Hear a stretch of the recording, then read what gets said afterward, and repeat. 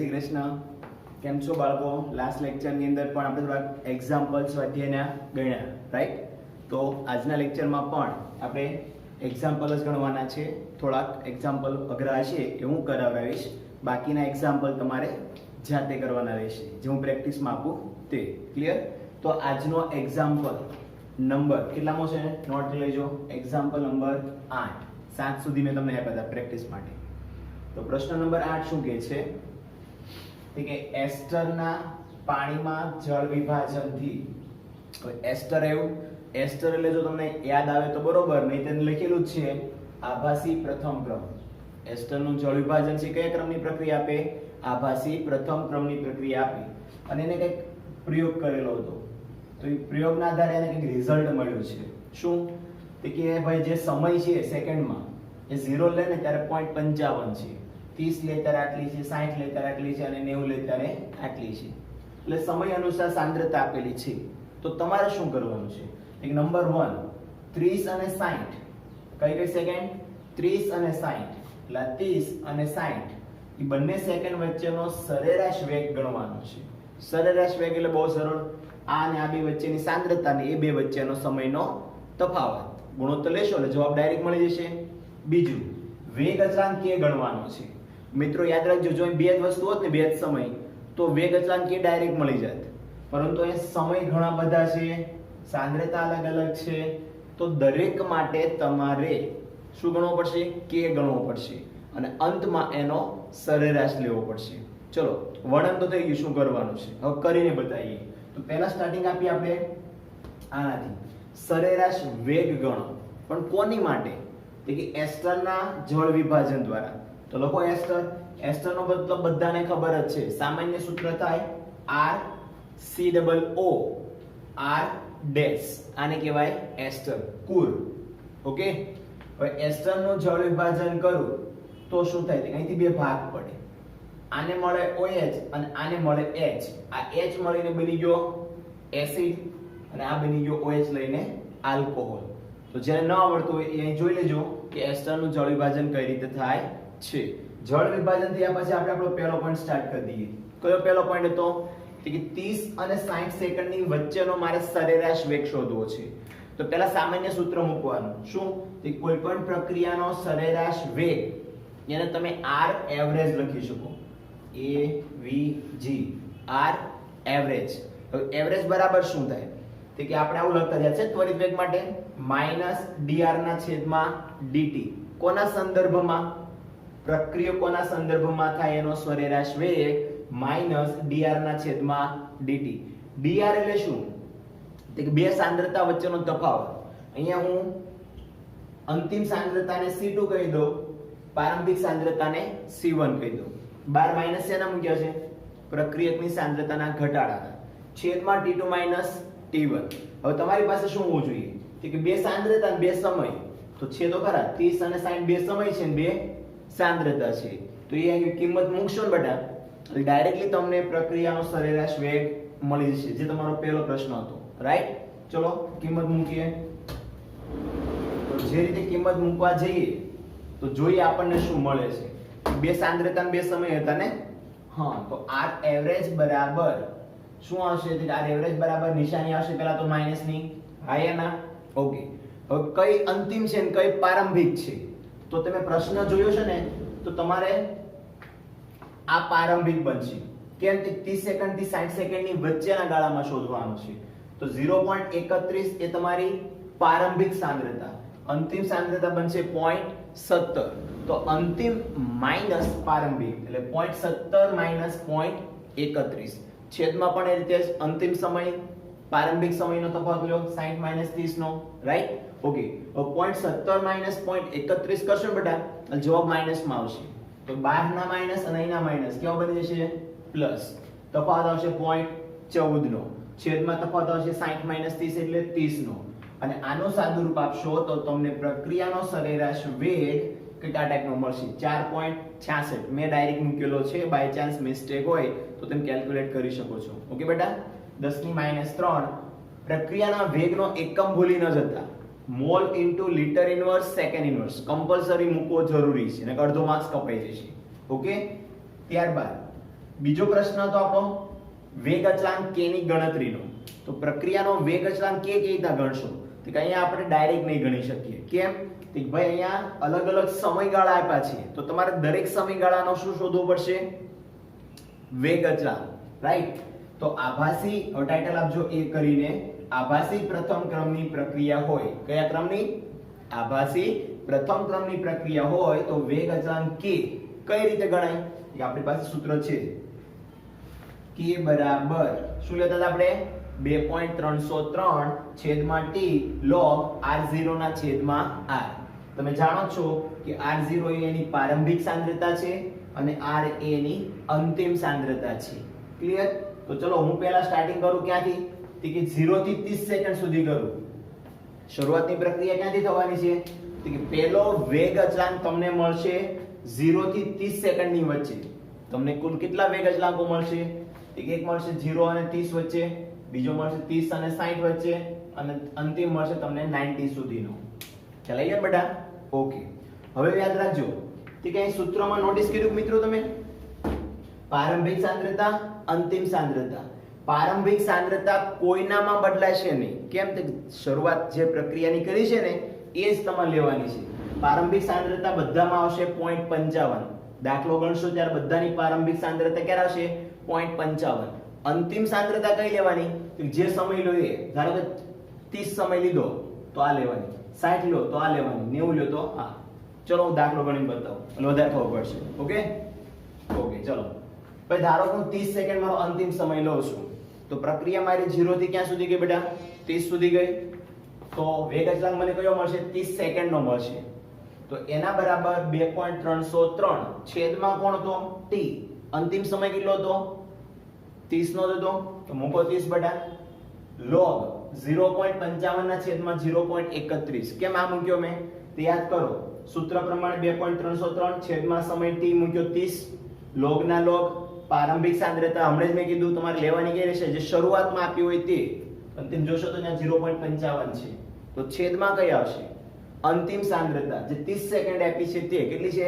0.31 જેટલી છે. ખ્યાલ આવી ગયો ને? તો આનું સાદુરૂપ આપી દો.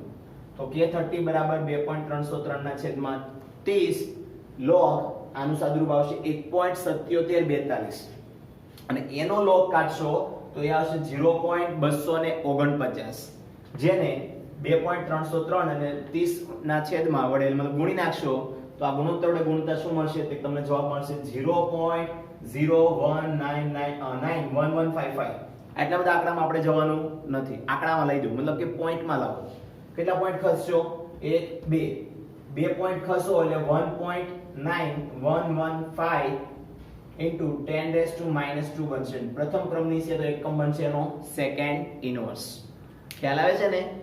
આ એક વસ્તુ જો ખબર પડી ગઈ ને બેટા, તો સેમ ટુ સેમ વસ્તુ કોની માટે કરશો તમે? 60 સેકન્ડ માટે. કોની માટે કરશો? 60 સેકન્ડ માટે. તો ચલો k60 મેળવો. જેને આ આવડી ગયું છે 30 નું, એને 60 નું પણ આવડી જશે અને 90 નું પણ આવડી જશે. કેમ? Copy paste.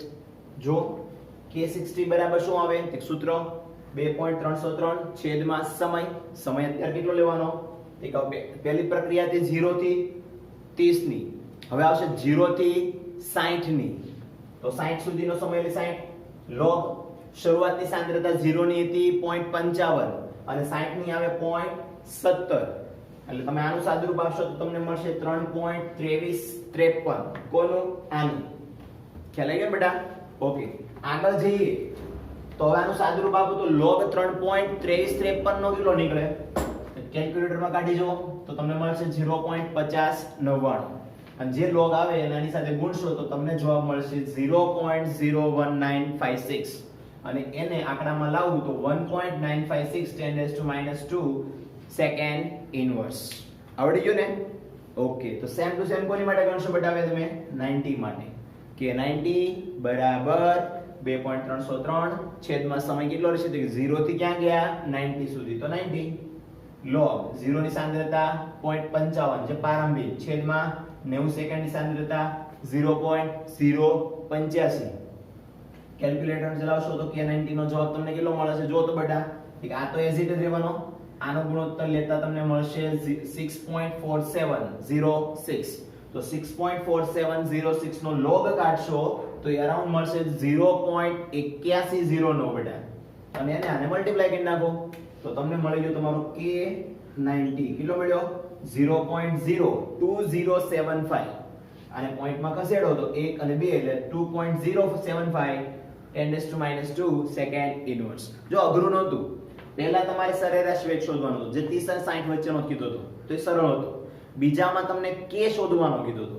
k એટલે તમારે બધાના ગણવા પડે, 0 થી લઈને 30 સુધી જવાનો, 0 થી લઈને 60 સુધીનો, 0 થી લઈને 90 સુધીનો. આપણે ત્રણેય ગણ્યા અને બધામાં કોમન છે ને.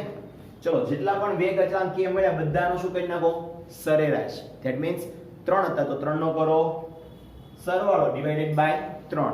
તો 3 એ 3 વેલ્યુ જો એ મૂકી દીધી મેં, અને 3 એ 3 માં 10 ની -2 કોમન છે તો એ પહેલા બહાર કાઢી લીધા, અને ત્યારબાદ 1.91 1.96 અને 2.07 ત્રણેયનો કરો સરવાળો છેદમાં 3 એટલે જવાબ આવશે 1.98 10⁻², સેકન્ડ ઇન્વર્સ.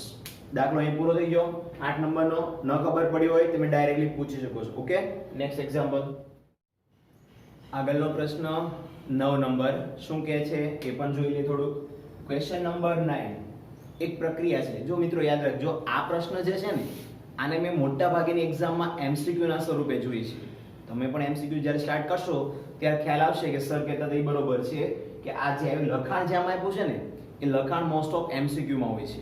તો આનો જવાબ ખાસ કરીને યાદ રાખજો કઈ રીતે મેળવવાના હોય છે. ઓકે, ચલો પ્રશ્ન સમજીએ.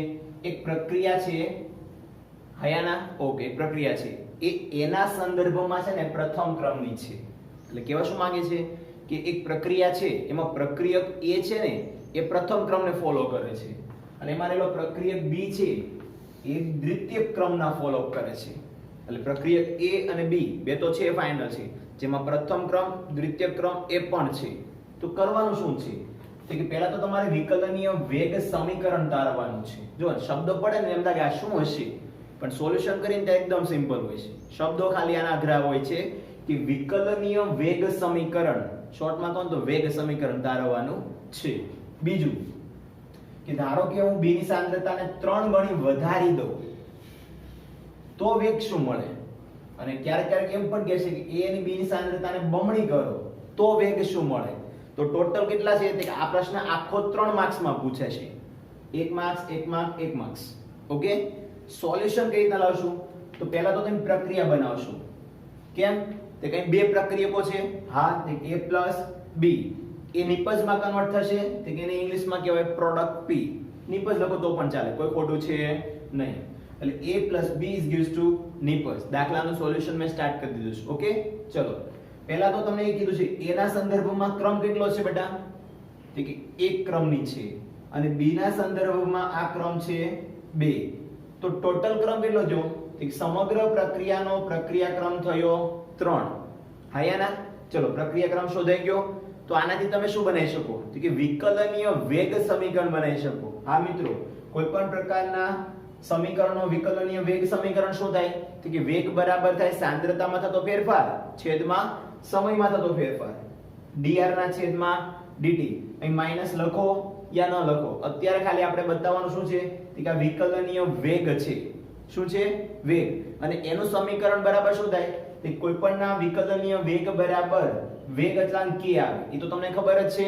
ત્યારબાદ એની બાજુમાં કોણ લખાય પ્રક્રિયકોની સાંદ્રતા. કેટલા પ્રક્રિયક છે a અને b, તો a અને b લખી નાખો.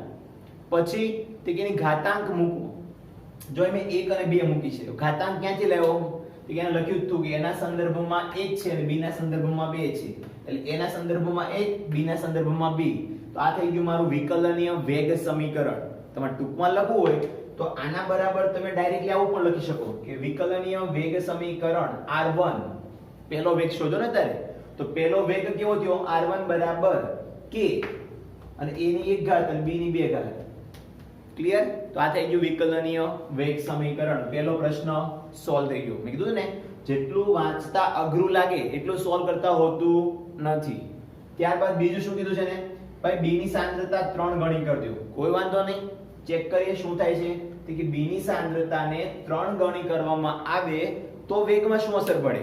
પહેલા તો તમારી પાસે સમીકરણ હોવું જોઈએ. હા છે, હમણાં જ તાર્યું r1 બરાબર પ્રક્રિયાનો વેગ શું થાય કે a⁻1 b⁻2 આ મેળવ્યું ને આપણે. હા, હવે એમાં એવું કહે છે કે આમાંથી b ની સાંદ્રતા છે ને એને 3 ગણી કરી દો. કોઈ વાંધો નહીં, 3 ટાઈમ b મૂકી દઈએ અને ચેક કરીએ કે પ્રક્રિયાના વેગમાં શું અસર પડે છે. તો નવો પ્રક્રિયા વેગ હવે કેટલો આવશે? તો પહેલા મેં ઓલરેડી r1 શોધી કાઢેલો છે. તો હવે બીજા પ્રશ્ન માટે મેં લખ્યો છે r2. r2 બરાબર k નો k, a નો a જ રહેશે, પણ હવે b ની જગ્યાએ 3 ટાઈમ b લખીશ અને એને જો ક્રમ હોય ઉપર એમ નામ લખવાનો. ઓકે, ચલો સાદુરૂપ આપો. r2 નો r2, k નો k, એના સંદર્ભમાં કોઈ ફેરફાર છે તે કે ના, પણ b માં જો 3 છે, 3 આપણે ત્યાં રાખી શકીએ નહીં, કારણ કે સમીકરણ તો b માં જ રહેવું જોઈએ. તો 3 ને બહાર કાઢો તો 3 નો શું થાય? વર્ગ થાય, એટલે 9 થઈ ગયો. એને આગળ કાઢી નાખો, b નો વર્ગ હતો એમ નામ કરી નાખો. આ 9 ને આગળ લઈ લઉં તો આ સમીકરણ જો તો r1 બરાબર લખતું કે a1 b2, એટલે જે મૂળ પ્રક્રિયાનો વેગ હતો પ્રારંભિક એ પાછો આવી ગયો.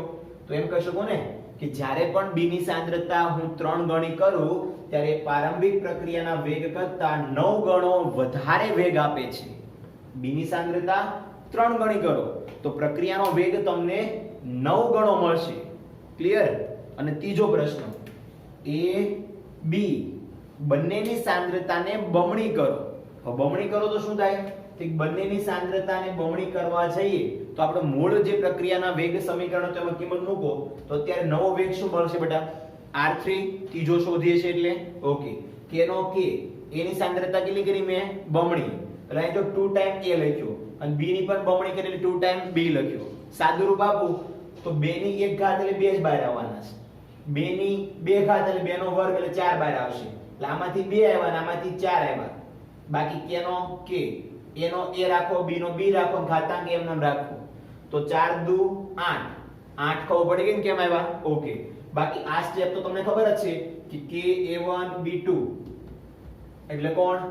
r1. એટલે મૂળ પ્રક્રિયાના વેગ કરતા ત્રીજો જે વેગ આપણને મળવાનો છે કે જે a અને b ની સાંદ્રતા બમણી કરતા કેટલો મળ્યો? 8 ગણો મળ્યો. તમે દાખલો પૂરો. મેં કીધું ને MCQ ટાઈપનો છે, એટલે જેટલું આ લખેલું છે ને એ સમજવાનું, એ શું કરવાનું આપણને કહે છે, તો તમે દાખલો ફટાફટ સોલ્વ કરી શકશો. ક્લિયર? દાખલો આવશે ને? કેટલામાં પૂરો થઈ ગયો? 9 નંબર. ત્યારબાદ 10 નંબરનો એક્ઝામ્પલ છે કે જે બોર્ડની એક્ઝામમાં 3 થી 4 માર્કમાં પૂછાઈ શકે. અને આ એક્ઝામ્પલ એકવાર બોર્ડની એક્ઝામમાં 4 માર્કમાં પૂછાઈ પણ ગયો છે. દાખલો બહુ સહેલો છે, પણ ધ્યાન તમારે ક્યાં આપવું પડે? બોર્ડ પર, તો જ તમને ખબર પડે. ચલો શરૂઆત કરીએ. Example number 10. 10 માની પહેલા રકમ વાંચી લો. રકમ વાંચશો તો તમને ખબર પડશે કે દાખલામાં કરવાનું શું છે. સ્પીડ જ લાગતી ને. આગળનો દાખલો એકદમ સિમ્પલ હતો. હવે આગળના દાખલા તરફ વધીએ તો એ છે ક્વેશ્ચન નંબર 10. શું કહે છે? a અને b વચ્ચેની પ્રક્રિયામાં પ્રારંભિક વેગ r0 છે. a અને b બે પ્રક્રિયકો છે, બંને વચ્ચે કઈક પ્રક્રિયા થઈ તો શરૂઆતનો વેગ કેટલો આપ્યો છે ને? ધારો કે પ્રારંભિક છે ને તો r0 હશે, સ્મોલ r0. ઓકે, કેપિટલ નહીં. હવે a અને b વચ્ચે જે કઈ પ્રક્રિયા થઈ અને એના જે કઈ પ્રાયોગિક પરિણામો મળ્યા એ નીચે પ્રમાણે છે. એને પ્રેક્ટિકલ કર્યું હશે ને, તો કોષ્ટક જો બનાવીને આપેલું છે કે શરૂઆતમાં a ની સાંદ્રતા 0.20 લો અને b ની 0.30 લો તો વેગ કેટલો મળે? 5.7 × 10⁻5.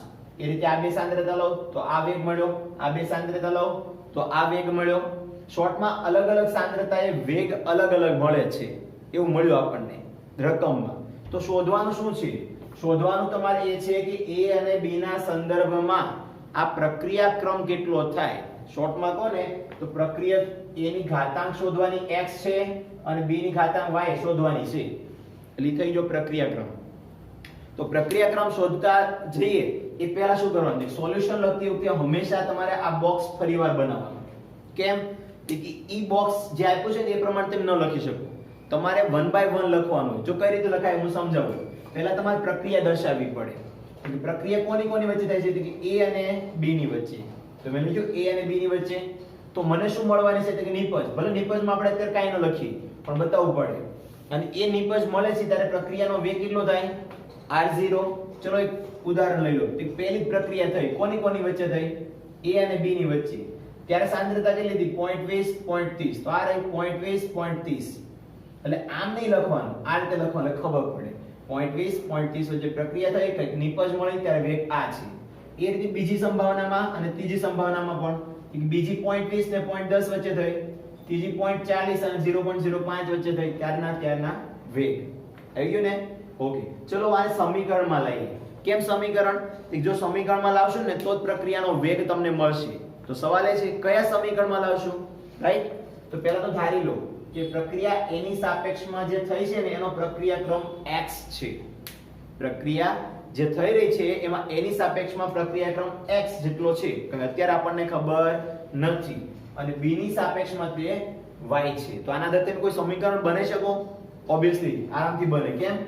પ્રક્રિયાનો વેગ એ બરાબર શું લખાય છે કે k વેગ અચળાંક. a અને b બે પ્રક્રિયકો છે, એની ઘાતાંક કે અત્યારે ખબર નથી એટલે આપણે ધારી લીધી x અને y, અને હકીકતમાં આપણે x અને y જ શોધવાનો છે. કેમ?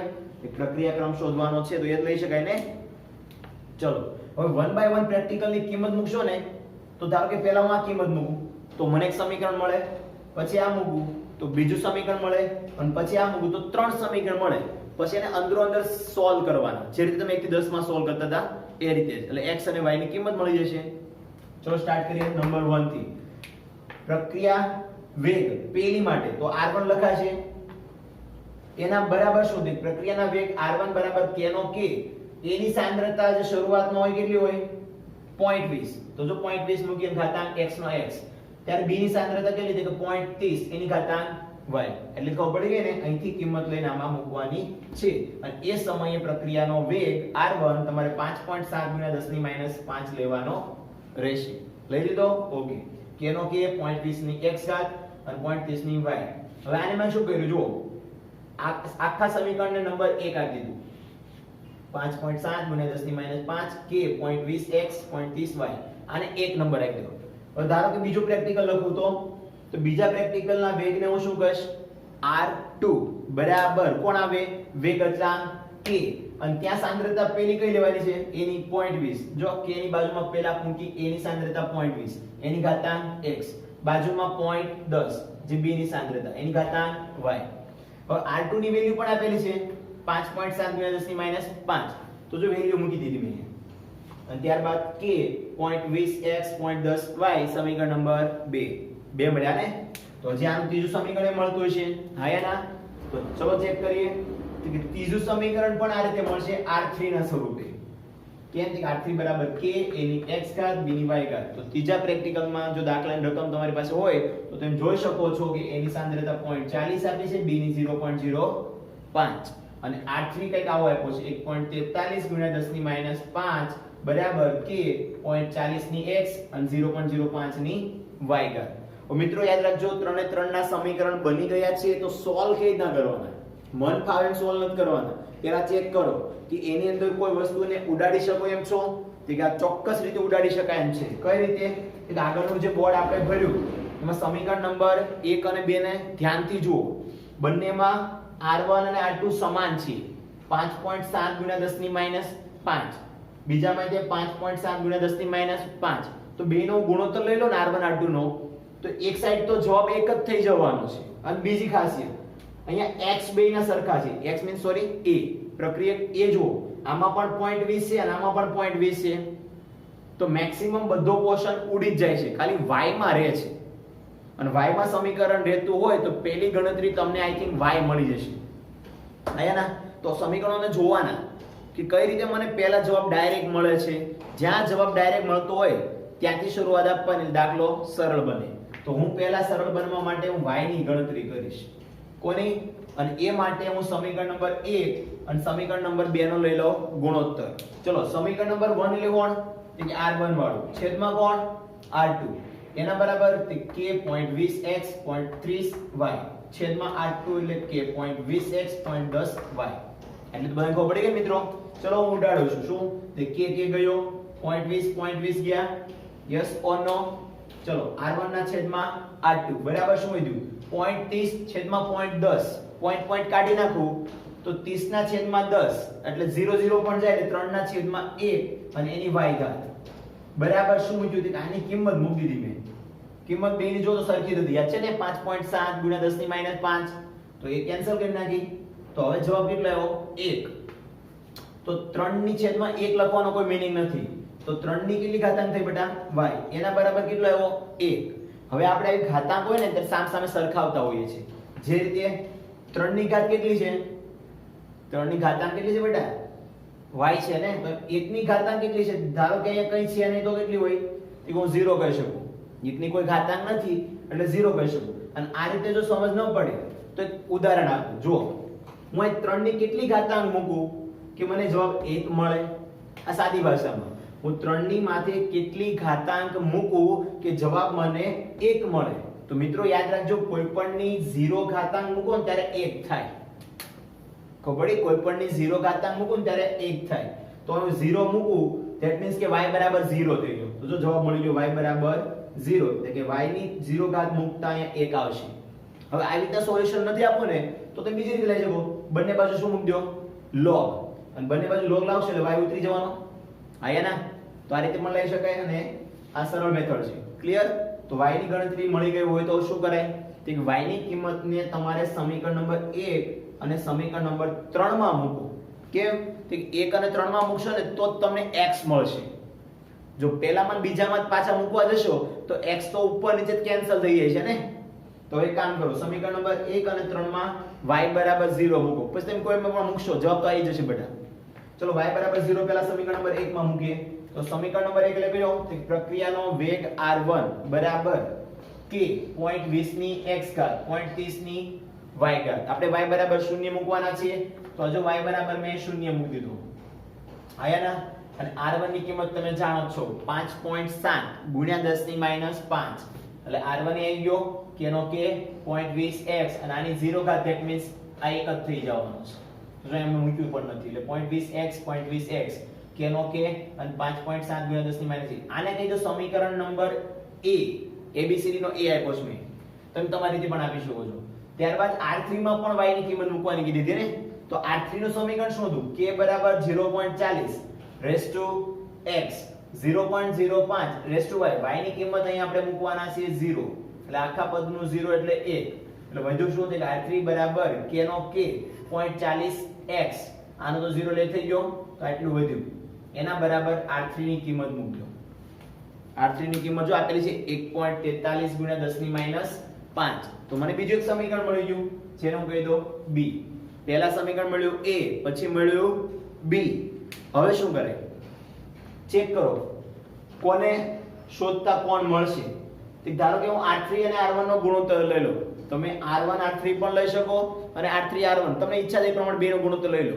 તો એકબીજાનો ગુણોત્તર લો તો ધારો કે હું r3 ના છેદમાં r1 મૂકું તો અહીંયા r3 નો વેગ આવશે છેદમાં r1 નો વેગ જે કોષ્ટકમાંથી તમે લઈ શકો છો. ત્યારબાદ બરાબર સમીકરણ હમણાં તાર્યું આપણે કે r3 લો તો ઉપર આવશે k 0.40 raise to x k 0.40 raise to x. જો આપણે દાખલા ગણીએ છે ને એટલે એવું પણ લાગી શકે કે સર કેમ કન્ટિન્યુ ચલાવવા જાય છે. પણ વિડિયોની અંદર જોજો યાદ રાખવાનું કે આપણે સ્ટેપ બાય સ્ટેપ બધા ચાલીએ છીએ એટલે બાય ચાન્સ તમને વન બાય સ્ટેપ બધા સમજાય પણ જતા હશે. ન સમજાય એવું લાગે તો એકવાર પાછા જઈને ફરીવાર સાંભળજો. ઓકે કે કયું સ્ટેપ કઈ રીતે હું મૂકી રહ્યો છું. r3 r1 નો ગુણોત્તર લીધો તો બેના વેગ મૂક્યા અને એના બરાબર બંને જે સમીકરણ a અને b ની કિંમત હતી જેમ કે 0.40 ને 0.20 વાળી. તો જો r3 ની મૂકી 0.40x અને r1 ની મૂકી 0.20x. હવે તમે જોઈ શકો છો કે આ k કેન્સલ અને અહીંયા આનું સાદું રૂપ આપશો ને બેટા એટલે 2 પોઈન્ટ કારણ કે જો 10 ની -5 10 ની -5 તો કેન્સલ થઈ ગયા. 1.43 છેદમાં 5.7 કરીને સમથિંગ ઉડાડશો એટલે જવાબ અરાઉન્ડ તમારો આવશે 2.8205. ઓકે હવે અહીંયા એક નાની એવી મિસ્ટેક થઈ ગઈ છે. શું થઈ ગઈ છે દાખલામાં કોઈ પ્રોબ્લેમ નહીં આવે બેટા પણ આપણે જે r3 ની વેલ્યુ મૂકીને 1.43 ગુણ્યા 10 ની -5 ને 4 છે.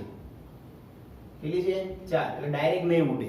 ઓકે એટલે શું કરશો તમે કે આગળ પણ જેટલા પણ એક્ઝામ્પલ આપણે ગણ્યા એમાં કોઈ જગ્યાએ ચેન્જીસ કરવાની જરૂર નથી. ખાલી જ્યાં જ્યાં આજે r3 આવ્યો છે ને જેમ કે અહીંયા આગળ એક r3 આવ્યો હતો વેગનું સમીકરણ બનાવ્યું ત્યાં તો એક ત્યાં 4 મૂકવાનો રહેશે અને હમણાં એક સમીકરણ આપણે અત્યારે હાલમાં બનાવ્યું ત્યાં 4 મૂકવાનો રહેશે. ક્યાં સમીકરણ નંબર 3 ના વેગમાં 10 ની -4 આવશે. ઓકે એટલે કોઈ પણ જગ્યાએ બીજી કોઈ મિસ્ટેક આપણી હોય તો સુધારી લેજો. કોષ્ટકમાં પણ અહીંયા 4 કરી દેજો બેટા.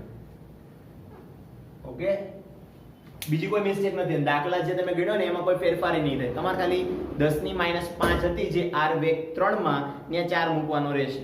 કોઈ ફેરફાર આવશે નહીં. હવે આનું સાદુરૂપ આપશો તો તમને જવાબ મળશે કેટલો બેટા? તો કે 2.8205. ઓકે, અને ત્યારબાદ આ બાજુ શું આવશે? 0.40 ને 0.20. હવે પોઈન્ટ કાઢ નાખો ને બેટા તો 40 ના છેદમાં 20 થાય, એટલે કે 4 ના છેદમાં 2 જેવું થાય. એટલે 2 દુ 4. તો 2 ની કેટલી ઘાત વધી બેટા? x. જો કોઈ કન્ફ્યુઝન થવાની જરૂર નથી, ખાલી મેં ચેન્જીસ ક્યાં કર્યો? r3 નો વેગ મારે જ્યાં જ્યાં મૂકાણો છે એને જે ગણતરીમાં લીધો હતો નહીં, ગણતરીમાં અત્યારે લીધો ત્યારે ખબર પડી કેમ ભૂલ છે. 10 ની -4 ઘાત આવશે, બુકમાં પણ 4 જ હશે. ઓકે, 10 ની -4 ઘાત મૂકી દો, સાદુરૂપ આપો અને આ સામે આવશે 2x. હવે જો અહીંયા તો કઈ ઘાતાંક સરખાવા જવાશે નહીં, જે રીતે આપણે અહીં સરખાવી હતી y માં. તો શું કરવાનું? તો મેં કીધું હતું log લગાડવાના.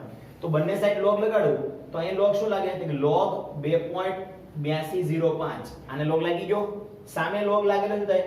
તો કે log 2 અને રેસ ટુ x એટલે આગળ આવી ગયા. તો જો x આગળ આવી ગયા, log 2 ના log 2. હવે શું કરવાનું? log કાઢો 2.8205 નો, તો જવાબ મળશે તમને 0.4503 અને સામે આવશે x નો x. log 2 ની કિંમત તમને ખબર જ છે 0.3010. 0.3010 ને સામે જવા દો તો x ને કરતા કરતા તમને શું મળશે? 0.4503 ના છેદમાં 0.3010. અને આનું સાદુરૂપ આપશો તો તમને 1.5 ના ક્રમની જવાબ મળશે. મિત્રો દાખલો બહુ સરસ હતો 10 નંબરનો, કે જેની અંદર તમારે કરવાનું શું હતું? કે તમારે માત્ર x અને y ની કિંમતો શોધવાની છે. હવે તમે તમારી પોતાની ટ્રીક પણ એપ્લાય કરી શકો છો, જીનીટની મેથડો પણ ત્યાં દાખલ કરી શકો છો, બોર્ડમાં એલાઉડ છે. ઓકે, પણ આપણે આજે જે 3 એક્ઝામ્પલ છે કે 8, 9, 10 એ ત્રણે ત્રણ ખૂબ જ અગત્યના છે, એટલે એના પર ધ્યાન આપજો. ઓકે, અને તમને જો કોઈ દાખલામાં સમજ ન પડી હોય તો તમે મારો ડાયરેક્ટ કોન્ટેક્ટ કરી શકો છો. ચલો, થેન્ક યુ. જય શ્રી કૃષ્ણ.